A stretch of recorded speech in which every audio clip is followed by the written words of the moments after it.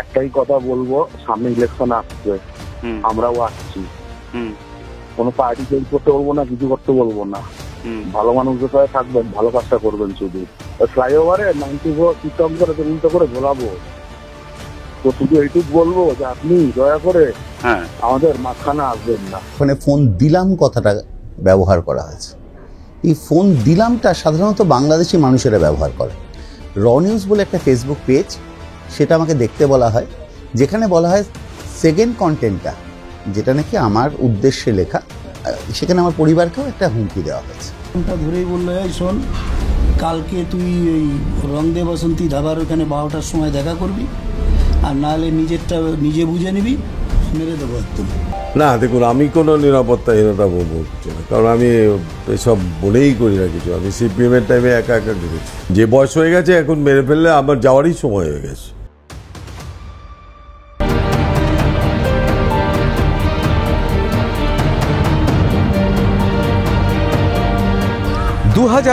সালের 13ই মার্চ পানিহাটি পুরসভার 8 নম্বর ওয়ার্ডের কাউন্সিলর অনুপম দত্ত। সেই ভয়ঙ্কর ছবি অনেকেরই মনে আছে। সেই আতঙ্কের রেশ এখনো কাটেনি পানিহাটি। একবার দেখে নেব সিসিটিভি সেই ভয়ঙ্কর ফুটেজ।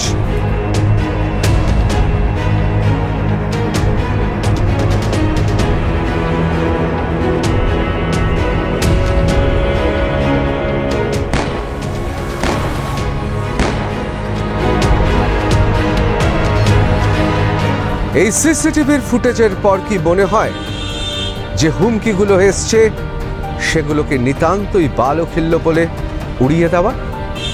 সত্যি কি উড়িয়ে দিচ্ছেন তারা? একবার শুনে নেব সেই ভয়ঙ্কর হুমকির কথা।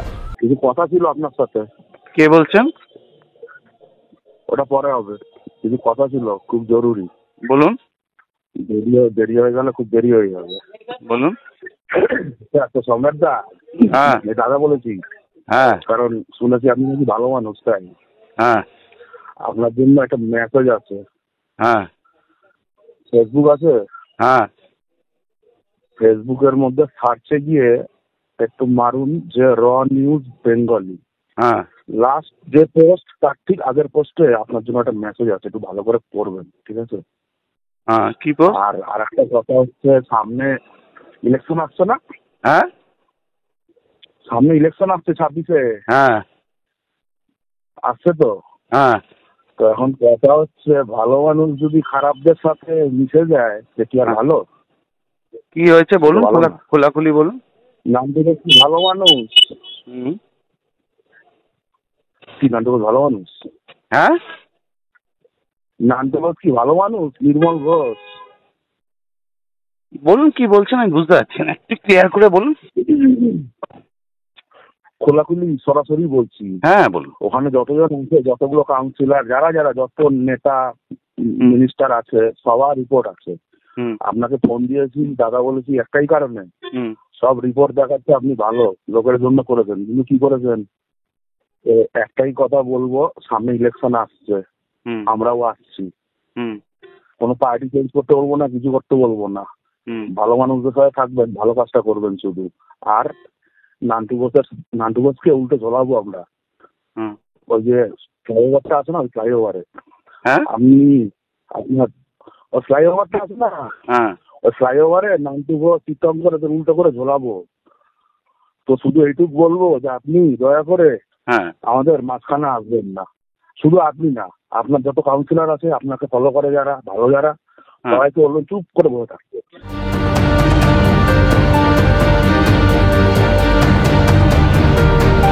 পানিহাটি পুরসভার মধ্যে আতঙ্ক সৃষ্টি হয়েছে।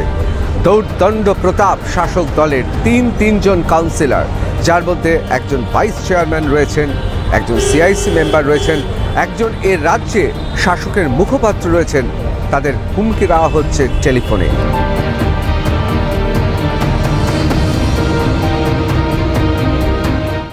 এই যে হুমকিটা পেলে, এই হুমকিটা কি একেবারে সাদা বাংলা ভাষার হুমকি? অবশ্যই বাংলা ভাষায়, তবে কোথাও যেন আমার মনে হয়েছে এখানে একটা বাংলাদেশি প্রভাব আছে। কারণ আমরা সাধারণত বাঙালিরা, এপার বাংলার বাঙালিরা, যে ফোন করলাম এই কথাটা, ফোন করছি এই টার্মটা ইউজ করি, কিন্তু আমি রেকর্ডিংটা খুব ভালো করে শুনে দেখেছি ওখানে ফোন দিলাম কথাটা ব্যবহার করা হয়েছে। এই ফোন দিলামটা সাধারণত বাংলাদেশি মানুষেরা ব্যবহার করে। সেখান থেকে হতে পারে এটা যে কোথাও যেন একটা আমার মনে হচ্ছে যে এই ভাষার প্রয়োগটা সাধারণত বাংলাদেশিরাই করে। মূলত আপনাকে কি বলা হয়েছে? মূলত প্রথমে বলা হলো আপনাকে দাদা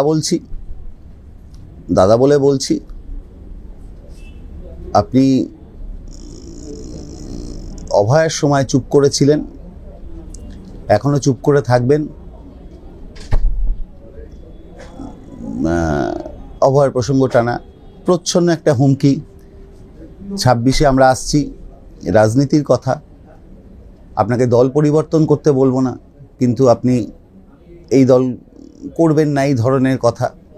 এবং আমার বিধায়ক মাননীয় নির্মল ঘোষ এবং তার পুত্র তীর্থঙ্কর ঘোষ সম্পর্কে ব্রিজে ঝুলিয়ে দেব, এই ধরনের কথা, প্রচ্ছন্ন হুমকি যেটা হয়। আরেকটা কথা বারবার যেটা বলা হয়েছে, র নিউজ বলে একটা ফেসবুক পেজ, সেটা আমাকে দেখতে বলা হয়, যেখানে বলা হয় সেকেন্ড কন্টেন্টটা যেটা নাকি আমার উদ্দেশ্যে লেখা, সেখানে সেই কন্টেন্ট পরবর্তী ক্ষেত্রে নিশ্চয়ই আমি ফোনটা কেটে সেই র নিউজের পেজে যাই এবং পড়ি, এবং সেখানে দেখা যায় যে আমাকে নিয়েই হয়তো বলা হয়েছে, এবং সেখানে আমার পরিবারকেও একটা হুমকি দেওয়া হয়েছে। পুলিশের তো তদন্ত চলছে, এখনো তো কোনো সদর্থক উত্তর কোথায় পুলিশ প্রশাসন দিতে পারেনি কে বা কারা করেছে। না, অ্যাকচুয়ালি পুলিশের সাথে কথা বলে যতটুকু আমার মনে হয়েছে এক্ষেত্রে একটু বেশি সময় লাগছে। তার কারণ হচ্ছে এক্ষেত্রে নর্মাল ভারতীয় কোনো সিম কার্ড ইউজ করা হয়নি, হয়তো কোনো সিম ক্লোন করে অ্যাপের থ্রু দিয়ে এই ফোনটা করা হয়েছে, এবং সেই যে 11 ডিজিট নাম্বার, সেই 11 ডিজিট নাম্বারটা সাধারণত হয় বিদেশের কোনো নাম্বার হয়, অথবা সিম ক্লোন করে যেটা করা হয় কোনো অ্যাপের থ্রু দিয়ে করা হয়, সেটা ধরতে পুলিশের একটু সময় লাগে। এমনকি মনে হচ্ছে মলয়বাবু ক্ষমতা হারিয়েছেন, সোমনাথবাবু এসে ক্ষমতায় বসলেন, ঠিক সেই সময় এই ফোন। কোথাও কি মনে হচ্ছে এর পেছনে তৃণমূলের অন্তর্দ্বন্দ্ব বা কোনো রাজনৈতিক প্রসঙ্গ বা কারোর কোনো স্বার্থ জড়িয়ে আছে? দেখুন, মলয় আমাদের তৃণমূল কংগ্রেস দলের নেত্রীর সিদ্ধান্ত শিরোধার্য প্রত্যেকের কাছে। এরকম পরিবর্তন এর আগেও আমাদের জেলাতে হয়েছে, যে একই সঙ্গে চেয়ারম্যান এবং ভাইস চেয়ারম্যান দুজনকেই সরে যেতে বলা হয়েছে। এই ঘটনা তো দলের আমরা যারা তৃণমূল কংগ্রেসের নির্বাচিত জনপ্রতিনিধি, আমাদের নির্বাচনের সময় মমতা বন্দ্যোপাধ্যায়ের ছবি আর জোড়াফুলের সিম্বলটা না থাকলে আমরা কেউ ব্যক্তিগতভাবে আলাদা কোনো ক্যারিশমা আছে বলে আমার মনে হয় না। সেক্ষেত্রে দাঁড়িয়ে নেত্রী মনে করেছেন এক্ষেত্রে পরিবর্তন হয়েছে। এতে দলের অন্তর্দ্বন্দ্বের কথা আমি বলবো না, থাকা উচিত না। তৃণমূল কংগ্রেসে একটাই গোষ্ঠী, মমতা বন্দ্যোপাধ্যায় গোষ্ঠী, একজনই নেত্রী, মমতা বন্দ্যোপাধ্যায় নেত্রী, সেটা বলবো না। তবে প্রসঙ্গ যখন ফোন, রাজনৈতিক কথা যখন বলা হয়েছে বা রাজনৈতিক কথা যখন পেজে লেখা হয়েছে, তবে ফোন তো অবশ্যই রাজনৈতিক। কোথাও কি মনে হচ্ছে যে রাজ্যে বিরোধীরা প্রায় শূন্য, সেই রাজ্যে অভয়াকে কেন্দ্র করে নতুন যে মানুষের মধ্যে ক্ষোভ সঞ্চারিত হয়েছে, সেই কোনো অতি বাম বা অতি বিপ্লবী কোনো সংগঠন থেকেই এই ফোন হতে পারে? সম্ভাবনা একেবারে উড়িয়ে দিচ্ছি না আমি। এই ধরনের কথা যারা বলে, এই ঝুলিয়ে দেব, 14-15টাকে মেরে দিলাম কথা বলে বা যারা লেখে, মানে সাধারণত আমরা তাদেরকে অতি বাম বলেই জেনে থাকি, এবং অতীতে এর নিদর্শন আমরা পেয়েছি। সেক্ষেত্রে এই সম্ভাবনার কথা একেবারে উড়িয়ে দেব আমি এরকম কিন্তু নয়, এই সম্ভাবনা আছে। তাহলে আপনি মনে করছেন এই সব ঘটনার সঙ্গে কোনোভাবেই শাসক দলের কেউ জড়িত নয়, বিশেষ করে অভয়ার ঘটনার সঙ্গে? দেখুন, এই সব ঘটনা যারা ঘটায় তারা দুষ্কৃতী, তারা দুর্বৃত্ত, তাদের কোনো দল হতে পারে না, কোনো দলই হতে পারে না। আমি মনে করি রাজনৈতিক লড়াই থাকবে, আছে, কিন্তু তার পরবর্তী ক্ষেত্রে খুনের হুমকি দিয়ে খুনের রাজনীতি যারা করে তারা সুস্থ রাজনীতির বিরোধী, তাদেরকে শনাক্ত করা উচিত। আমার শেষ প্রশ্ন আপনাকে, কোথাও পুলিশ প্রশাসন রাজ্য সরকার আছে, কিন্তু একটা নিরাপত্তাহীনতা তো রয়েছে আপনার মধ্যে এই ঘটনার পর?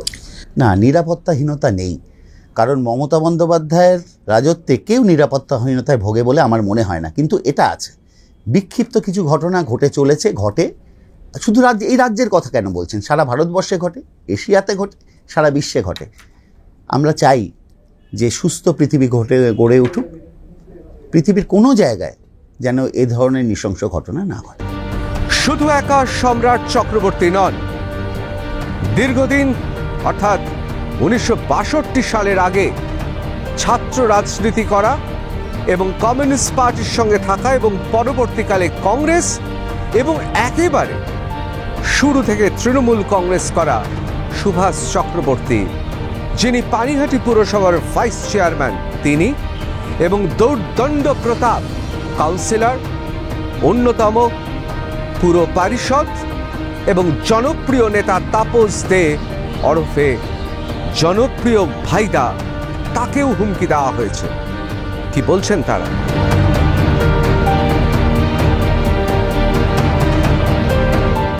এই মুহূর্তে আমি বসে আছি পানিহাটি পুরসভায়। তাপস দে অর্থাৎ পানিহাটি পুরসভার সিআইসি মেম্বার, তার একেবারে বলা যেতে পারে কামরায়। এখানে বসে তিনি অফিসের কাজকর্ম করেন। আমি প্রথমেই তাপসবাবু, আপনাকে তো সবাই ভাইদা হিসেবে চেনে এলাকায়, অত্যন্ত জনপ্রিয় নেতা আপনি, দীর্ঘদিন ধরে রাজনীতি করছেন। কোথাও কি মনে হচ্ছে যে এই রকম ফোনের হুমকি সাধারণত শাসক দলের, আপনার মতো এরকম একজন জনপ্রিয় জনপ্রতিনিধিকে কারা হুমকি দেবে? মানে এই বিরোধিতা তো খুব একটা এলাকায় থাকে না, মানে কারা দিচ্ছে হুমকি, কি মনে হয়? মানে একদম ছোটবেলার থেকে রাজনীতি করছি, আজ পর্যন্ত এই অভিজ্ঞতার সম্মুখীন আমি কোনোদিন হইনি। তবে এটা দুষ্কৃতীদের কাজ, কি রাজনৈতিক উদ্দেশ্য প্রণোদিত সেটা আমি এখনো আমার কাছে স্পষ্ট নয়। তবে প্রশাসনের কাছে আমরা আবেদন করেছি এবং লিখিত আমরা কমপ্লেনও করেছি। প্রশাসনের উপরে ভরসা আছে, আশা করছি প্রশাসন এটার উৎস অবধি পৌঁছবে। আপনাকে যখন হুমকি দেওয়া হলো কি বললে? আমাকে যেদিন সম্রাট চক্রবর্তীকে হুমকি দেওয়া হলো তার পরের দিন সকালবেলা আমার ফোনে 5 বার ফোন এসেছিল। আমি অনেক রাত করে ঘুমিয়েছি, সকালবেলা আমি ফোনটা তখন ধরতে পারিনি। তো সন্ধ্যাবেলা আমি যখন পার্টি অফিসে গিয়ে বসলাম, ঠিক 6:46 একটা ফোন আসলো। ফোনটা কেটে গেল, আবার 6:47 আসলো। আসার পরে ফোনটা ধরলাম, ফোনটা ধরেই বললো, এই শোন, কালকে তুই ওই রংদে বসন্তী ধাবার ওখানে 12টার সময় দেখা করবি, আর নাহলে নিজেরটা নিজে বুঝে নিবি, মেরে দেবো একদম স্পষ্ট ভাষায় এই থ্রেট। আপনার কি কোনো মনে হচ্ছে যে কোনো কারণ বা কারোর ব্যক্তিগত ঈর্ষা অথবা কোনো ব্যবসায়িক কোনো কারণে? আজ পর্যন্ত আমার সঙ্গে কারোর সঙ্গে মনোমালিন্য পর্যন্ত হয়েছে বলে আমার জানা নেই। আমি প্রত্যেকের সঙ্গে খুব ভালোভাবে মিশি এবং আমার সঙ্গে কারো শত্রুতা আমি নেই। হয়তো রাজনৈতিক শত্রুতা থাকতে পারে, আমি তৃণমূল কংগ্রেস করি, অন্য দল অন্য লোক অন্য মত থাকতে পারে, কিন্তু আমার সঙ্গে আমার মনে হয় না কোনো ব্যবসায়িক বা এইসব কোনো ব্যাপার। কিন্তু সময়টা খুব অদ্ভুত না, মলয়বাবু পুরপ্রধান হিসেবে বিদায় নিলেন, সোমনাথবাবু সেখানে নতুন নবনিযুক্ত পৌরপ্রধান, ঠিক সেই সময় আপনার মতো একজন, আমি বর্ষিয়ান এই কারণে বলছি, দীর্ঘদিন ধরে রাজনীতি করছেন এবং তৃণমূল কংগ্রেসটাই করছেন, সেইখানে এই ফোনটা কোথাও মনে হচ্ছে না যে এর সঙ্গে চেয়ারম্যানের বদলের কোনো কারণ আছে? না, এটা আমি যেমন প্রথমেই বলেছি যে এটা দুষ্কৃতীদের কাজ, ওরাও হয়তো এই সময়টাকেই বেছে নিয়েছে যে আমাদের মধ্যে বিভেদটা করে দেওয়ার জন্য।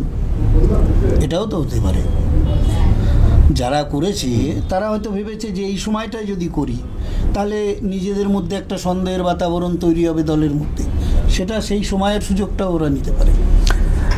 কতটা নিরাপত্তাহীনতায় ভুগছেন? নিরাপত্তাহীনতায় ভুগছি না। দল যেদিন করতে এসছি, সিপিএমের 34 বছরের যে শাসন, সেই সময় তো কোনো কিছু হয়নি, বাঁচিয়ে বেরিয়ে এসছি। এখন আমার দল পশ্চিমবাংলার ক্ষমতায়, সরকার আমাদের, প্রশাসন আমাদের, ভয় পাই না, কিন্তু একটা পারিবারিক তো একটা উদ্বেগ তো থাকবেই। বউ আছে, বাচ্চা আছে, তাদের তো একটা মানসিক যন্ত্রণা থাকবেই। এটাই আমাদের একটা ভাবনার বিষয়। আপনার কি কোনোভাবে মনে হয় না যে তৃণমূলেরই মানে এই আপনাদের পানিহাটিতে পৌর নির্বাচন হোক বা যেই নির্বাচন হোক, বিরোধী কোথায়? এটা তো বিরোধী শূন্য। সেখানে আপনার মনে হচ্ছে না যে এখানে তৃণমূলের বিরোধী তৃণমূল তারাই এই ধরনের কাজ করছে? আপনাদের তো বিরোধী নেই এখানে। বিরোধী নেই বললে একদম কোথার দিয়ে হবে? বিরোধী কি ভোটের ফল কি সেটা বলে যে বিরোধী নেই? বিরোধী আছে। বিরোধী গণতন্ত্রে বিরোধিতা থাকবেই, বা বিরোধী দল থাকবেই। বিরোধী দল বা রাজনৈতিক দল আমরা তো পরিষ্কার কথা বলছি, সেই বিরোধিতা তো নেই যে এরকম থ্রেট দিতে পারে। মানে এখানে বিজেপি বলুন, সিপিএম বলুন, তাদের তো সেই শক্তি কি আছে? আপনাকে বললাম যে ওরা ঠিক সময়ে সুযোগটা নিয়েছে। যেই করুক, যেই উদ্দেশ্যই করে থাকুক, তারা এই সময়ে সন্ধিক্ষণে সুযোগটা নিয়েছে। আপনার কি মনে হচ্ছে সম্রাট বাবু বা আপনাদের ভাইস চেয়ারম্যান তাদের যারা ফোন করেছে সে একই শক্তি? আপনার একই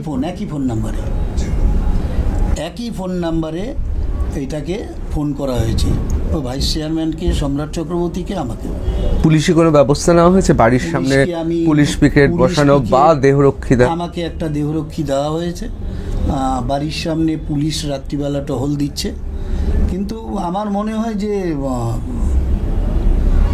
পুলিশ এটার উৎস অব্দি পৌঁছে যাবে। কোনোভাবে কি মনে হয় যে অমরাবতীর যে মাঠটাকে কেন্দ্র করে এত বিতর্ক, বা অভয়াতে শাসক দল অর্থাৎ আপনারা যারা জনপ্রতিনিধি আপনাদের জড়িত থাকার ঘটনা, এই ঘটনাগুলোর জন্য একটা মানুষের পুঞ্জীভূত ক্ষোভ, সেই ক্ষোভের বহিঃপ্রকাশ শিকার আপনারা? দেখুন, অমরাবতী মাঠ নিয়ে আপনাদের এই চ্যানেলের মাধ্যমেই প্রথম এগুলো স্প্রেড আউট করে, এবং রাজ্য সরকার অধিগ্রহণ করেছে। এখানে তো আমাদের কোনো ভূমিকা নেই। রাজ্য সরকার তার মতন তার জায়গা উন্নয়ন করবে, কি করবে, সেটা রাজ্য সরকারের ভূমিকা আলাদা। এটার মধ্যে তো আমাদের কোনো ইনভলভমেন্ট নেই।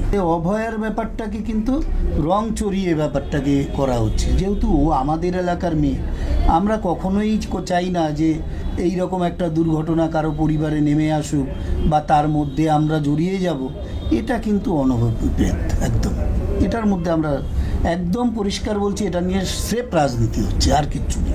আমার শেষ প্রশ্ন, ধরুন পানিহাটিতে দেখছিলাম বিশেষ করে এক বছরে বছরে পানিহাটির চেহারার পরিবর্তন হচ্ছে। এই আশেপাশে চারিদিকে দেখতে পাচ্ছি নতুন দোকান, এবং কোথাও কোথাও তো দেখুন, এটা তো অস্বীকার করা যায় না যে বিভিন্ন ধরনের রাস্তাঘাটের উন্নয়নও হয়েছে, জমির দাম বেড়ে উঠেছে, জমি শিকারীরাও আগের থেকে অনেক বেশি আগ্রাসী ভূমিকা পালন করছে।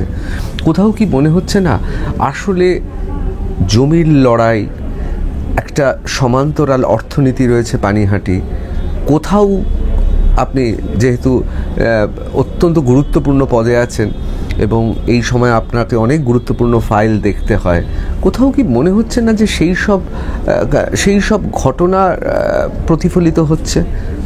আমি তো আপনাকে একটা কথাই বলছি যে টোটাল ব্যাপারটাই একটা ধোঁয়াশার মধ্যে রয়েছে। এবং আমরা যে থানায় গিয়েছিলাম, খড়দা থানায় গিয়েছিলাম, খড়দা থানার আইসি পর্যন্ত বলেছেন যে দাদা এটা পৌঁছে দেবো আমরা। এটা সিপি সাহেবও বলেছেন যে আমরা এটার উৎস অবধি পৌঁছে যাব। আমি বলি অন্তত এটা উদ্ঘাটন হোক যে কারা এই জিনিসটা করছে। নাহলে শুধু রাজনৈতিক ব্যক্তিত্ব বলে কথা নেই, সামাজিক ব্যক্তিত্ব থেকে শুরু করে সবাই এটার শিকার হবে। এই জিনিস সুস্থ সমাজে চলতে পারে না। আমার সঙ্গে কারো মতের মিল হতে পারে, আমার সঙ্গে কাউকে আমার ভালো না লাগতে পারে, তার মানে তাকে একটা ঠেট দিয়ে তার জীবনের সংশয় করে তাকে মেরে ফেলার হুমকি দিয়ে, এটা কি কোনো গণতন্ত্রের সুস্থ লক্ষণ হতে পারে? একটা আতঙ্কের পরিবেশ তো রয়েছে। আতঙ্কের পরিবেশ তো একটা থাকবেই। একটা সাধারণ মানুষ আপনাকে যদি কেউ বলে যে কাল আপনাকে 12টার সময় মেরে দেওয়া হবে, সেই মানুষের আমরা নাম রাজনীতি করে আমরা এরকম থ্রেট কালচার অনেক পড়েছি এর আগে। গত 34 বছরে আমরা অনেক জীবন সংশয়ের মতনও অনেক ঘটনা হয়েছে, কিন্তু আমরা কোনোটায় ভয় পাইনি। এখনও যে ভয় পাই তা না, কিন্তু পরিবার একটা বাধা হয়ে দাঁড়াচ্ছে। পরিবারের লোক বারে বারে আটকে বলছে যে তুমি যেও না ভাই। এই যে একটা পারিবারিক যে আতঙ্ক, এটাই খারাপ লাগছে যে দেখুন ওরা কেন এই সাফারার হবে। আমরা কথা বলছিলাম তাপসবাবুর সঙ্গে। একটা তো আতঙ্ক, একটা অস্বস্তি তো রয়েছে, এবং সেই অস্বস্তি গ্রাস করেছে গোটা পানিহাটি পুরসভা।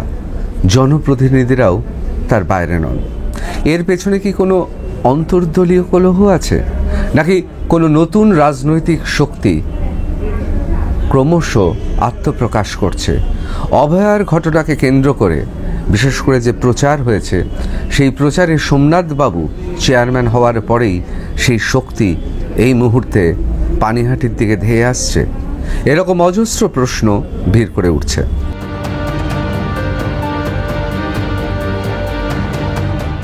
সুভাষবাবু, ঘটনাটা ঠিক কি হয়েছিল, মানে হুমকিটা কখন এলো? 23 তারিখ রবিবার রাত 8টা। আমি তখন আসামে, আমি কামাখ্যায় পুজো দিতে গেছিলাম।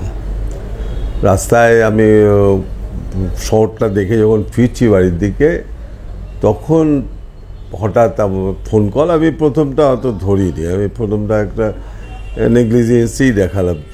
সেকেন্ডবার আবার যখন এলো, আমি বললাম নিশ্চয়ই কোনো ইম্পর্টেন্ট ফোন হবে। আমি তাড়াতাড়ি ফোনটা ধরলাম, কারণ আমার এক ভাগ্নে কিন্তু বিদেশে থাকে, অনেক সময় ওর থেকে ফোন আসতে পারে।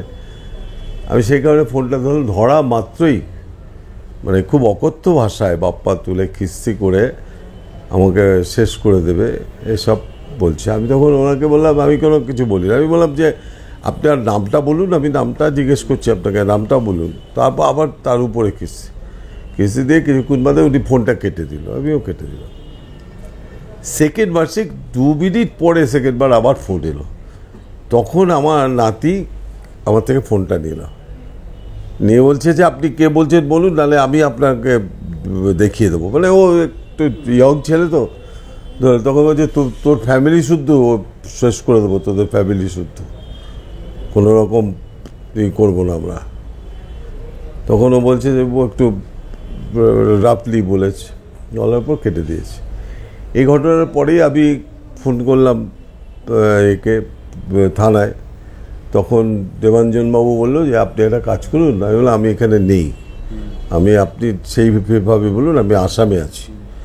তখন উনি আমাকে বললেন যে একটা আপনি পাঠান, কোন নম্বরে এসছে নাম্বারটা পাঠান। আমি একটা ওনাকে করলাম, মেসেজ করলাম যে এই অবস্থা, আমাকে থ্রেট করেছে, ও মৃত্যুর হুমকি দিয়েছে, আর এই নাম্বার থেকে এসছে।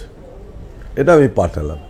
তখন উনি আমাকে পরে ফোন করে বললো আপনি কবে ফিরছে? আমি বললাম বুধবার ফেলবো। বলে আপনি বৃহস্পতিবারের মধ্যে একটা ডায়েরি করে দেবেন। কোথাও কি মনে হচ্ছে চেয়ারম্যান বদলের ঘটনার পরিপ্রেক্ষিতে এই ঘটনা? দেখুন, আমার মানে আমি যা বিশ্বাস করি যে আমাদের দলের মধ্যে বিভিন্ন রকমই থাকতে পারে, কিন্তু এই ধরনের কেউ করবে বলে আমি বিশ্বাস করি না। আমার সাথে লড়াই থাকতে পারে অনেকের, আমি চেয়ারম্যান হতে চেয়েছিলাম, হতে পারিনি, এরকম একটা লড়াই থাকতে পারে, কিন্তু এই ধরনের মোটিভ আমার মনে হয় আমার দলের মধ্যে কেউ নেই। অনেকে বলছেন অভয়া কাণ্ডে এ রাজ্যে বিশেষ করে পানিহাটি অঞ্চলে একটা শক্তি উত্থিত হয়েছে, কারণ এখানে তো বিরোধীরা সেই হিসেবে নেই। কোথাও কি মনে হচ্ছে অতি বামেদের? দেখুন, অভয়া কাণ্ড যেটা বলছেন আপনি, তার সাথে তো আমি জড়িত ছিলাম না। আমি পরের দিন যেদিন মমতা ব্যানার্জি এসেছিল আমি সেদিন গেছি, কিন্তু অভয়কাণ্ডে তাহলে আমাকে করবে কেন? আমি তো কোনো ব্যাপারেই, এবং ধরুন এই যে পার্টির মধ্যে যে গণ্ডগোল যদি বলেন, তা সেটাও আমি কারোর পক্ষেই আমি ছিলাম না। আমাকে হঠাৎ, আমার কাছে নিজেই অবাক হয়ে গেছি আমি, যে হঠাৎ আমাকে কেন করবে। যেহেতু আপনিও তো দীর্ঘদিন রাজনীতি করছেন, কিন্তু আপনার পরিবারকে কেন্দ্র করে বলেছে, তাই জন্য অস্বস্তি এবং নিরাপত্তাহীনতা একটু বাড়ছে। না দেখুন, আমি কোনো নিরাপত্তাহীনতা ভোগ করছি না, কারণ আমি এসব মনেই করি না কিছু। আমি সিপিএমের টাইমে একা ঘুরেছি। আমার ফ্যামিলি একটু ভয় পেয়েছে, এটা সত্যি ঘটনা শুনে। আমার তো 2 মেয়ে, আমার একসাথে থাকে, তারা আমাকে বলছিল যে তুমি সাবধানে চলাফেরা করো। আমি না, আমার কোনো ভয় নেই, কারণ যে বয়স হয়ে গেছে এখন মেরে ফেললে আমার যাওয়ারই সময় হয়ে গেছে। এখন মেরে ফেলবে কি আছে? কোথাও কি মনে হচ্ছে এখন রাজনীতির সঙ্গে জমি জমা, প্রমোটিং, পানিহাটি অঞ্চলের জমির আহাজ ছোঁয়া দাম, কোথাও কি মনে হচ্ছে এটা অশুভ হতে পারে? এই অধ্যায়গুলো কোনোদিনই আমি বরদাস্ত করিনি। দেখুন, আমি আমার এলাকায় 3টে পুকুর বজাবার চেষ্টা করেছিল, আমি তার বিরুদ্ধে প্রচণ্ডভাবে করেছি, এবং আমাকে নিউজ 18 বাংলায় বলছে দামাং কাউন্সিলর। হ্যাঁ, এরকম বলেছে, কিন্তু আমি কোথাও কারোর সাথে কম্প্রোমাইজ করিনি। এবং নট ইভেন শুধু ওই সাবমার্সাল বসাবার ক্ষেত্রেও কিন্তু আমি বিরোধিতা করেছি, কারণ যেখানে জল সংরক্ষণের ব্যাপার তখন আমি বিরোধিতা করেছি। আমার এলাকায় আমি এরকম কোনো অন্যায় কাজ করতে দেই না, বা আমি সেসব কাজের সাথে আমি থাকি না।